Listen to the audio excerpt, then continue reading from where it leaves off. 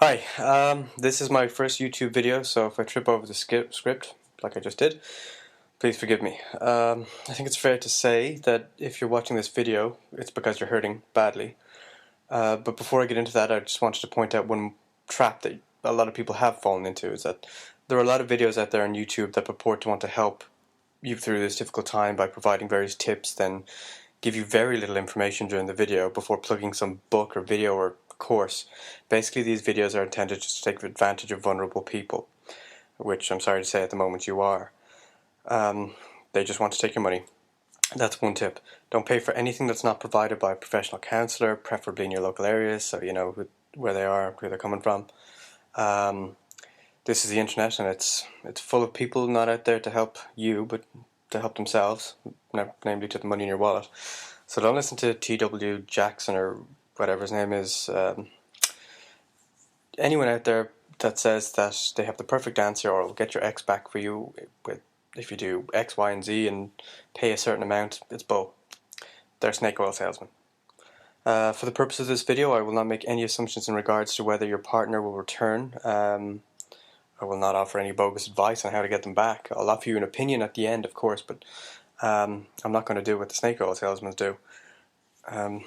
Basically, the whole thing is just so you recover at your own pace. Anyway, enough for the warnings. Now I'll try to give you some basic information, and I hesitate to say tips that helped me greatly when I was going through a really rough time. Some of it I found by doing the same thing you are, turning to other experiences online, or just figured it out myself over the years. The only proviso is that this is what helped me, and everyone, as the cliche goes, is different. Regardless of how different we are, one thing is the same. The experience you're going through is awful. You're going through a really rough time. A rough or unexpected breakup is devastating. Start by understanding that this is real grief. Many people have remarked that it feels worse than a death. A death is a final thing, and oftentimes there's other people going through it with you, sharing that loss. A breakup with someone you desperately love is a private loss and is accompanied by feelings of rejection, perhaps guilt, or even jealousy. And then there's the hope that they might one day return, and that makes it very hard to get closure. It is possible they will return to you. Everyone's situation and reasons for breaking up are all equally diverse. But this hope also draws out the healing process. For now, you should accept, I'm afraid, that at least for the time being, that the relationship is over. That's not to say that, things won't work out for you in the future. This will allow you, though, to start recovering in some fashion rather than simply pining the whole time. I suppose tip 2, it's not a tip. This is a painful time and you don't get better overnight. You feel beyond sad right now, I know that. Nothing will ever be the same again, you think. Life is now a bleak and lonely place, yes? I mean, probably correct on that. That's the way you're thinking. Well, it is right now, but that's the fundamental point. It's only a temporary state of mind. I know you won't want to give up on this love or this person, and maybe even you're romanticizing your pain as being something beautiful. But that's just because love is like a drug, and coming off it is as bad as going cold turkey on some highly illegal Class A. I've been there twice myself. Not with drugs, of course. You will certainly get better. It's human nature to recover, and although it's unimaginable at this moment in time, someday you will look back and go, was that really me, slumped against a wall in a dark room, unable to move, and crying and crying and crying? Take it from me, and hold on to this one piece of information above all others. You will definitely get better. Now, be patient with yourself in that recovery process. You might feel impatient for the pain to go away.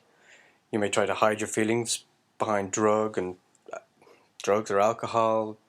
This won't work. Alcohol, for one, is a depressant. It'll make you 10 times worse the next day. This is just going to damage your recovery big time. You may feel like you want to drink. Okay, fine. Go out and drink. Have a drink with friends, have a few beers, or maybe even a few beers at home if you don't want to be around anyone else. But try not to drink to excess, and certainly nothing stronger than that. you'll just shoot yourself in the foot and kick yourself when you're at your most down if you start drinking. I spent 2 years drinking after a breakup, really heavily. And the only reason it lasted so long is because I was in a vicious cycle. I started drinking because of the breakup and the depression that caused, and the drink just made me more depressed, so I drank more trying to escape it. So it took me 2 years to get out of that shit. If you previously smoked, like I did, that might be a bit too late by the time you're actually watching this video. Don't start again. It's a simple act of self-destruction. You want to damage yourself, basically. You're punishing yourself for something that may or may not be your fault, but in the end, when you do recover, and you will, you're just going to end up having to kick the habit again, and that's a whole pile of hassle you don't need at the moment. I knew I hated myself with every single drag I took on a cigarette. It just made me feel worse. Number 3, or number 4, I can't remember where we are. Very bad script. Don't bring your problem into work. Sure, you can tell your colleagues whatever you like.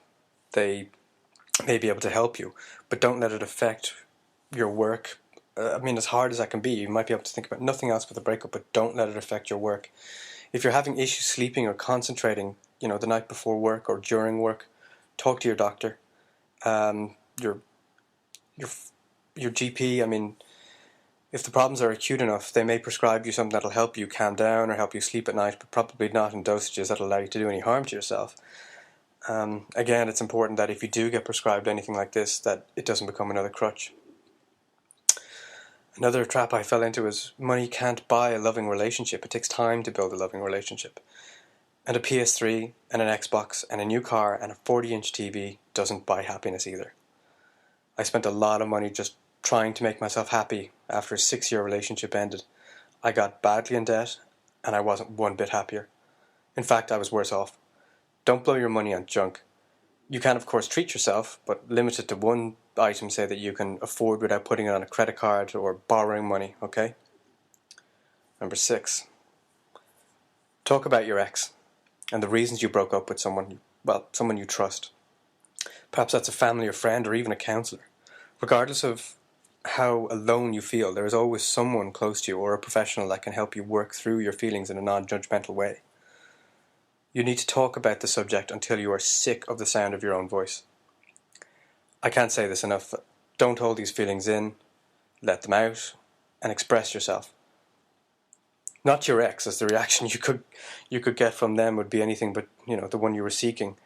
But with people that care about you, or, as I said, trained professionals. And don't be embarrassed about seeking such help either if you have to go to a counsellor. My personal story involved a double hit. I lost a family member and a partner all in the same week. Without seeking the assistance of a counsellor at the time, I don't think I would be here. Nowhere. I don't think I would have harmed myself, but I certainly wouldn't be anywhere good right now or still mired in all that depression and sadness. Cry. That's number 7, cry. Don't hold it in. Some people are very, very good at blocking out their feelings, but all you're doing is storing up the problem for later. Let it out. You are meant to be feeling this way, and it's important that you do it as part of your recovery. I don't care if you're 6'6" and can bench lift a water buffalo. Don't let all this pain fester inside you. Let it out. Go find a family member to give you a hug, whatever you want to do. It's okay to show you are hurting, okay? Because you are. Go over the relationship in your mind and try to learn from it and simply make sense of what happened. That's another important step. It's to gain an understanding and learn what to do, what not to do, rather, in the future. And hopefully have a better, stronger relationship next time round, whether that be with your ex or someone else, someone new. You can see red flags by doing this in your ex's behaviour and maybe even your own behaviour that you missed, or you purposely missed, and won't do it again. Doing this can certainly turn even a disaster into a positive and make you watchful for such red flags in the future. I would also try to remember that there were things about your ex that annoyed you. No one is perfect. I know that for a fact, and I know for a fact your ex wasn't. It's important not to romanticize every little thing about them.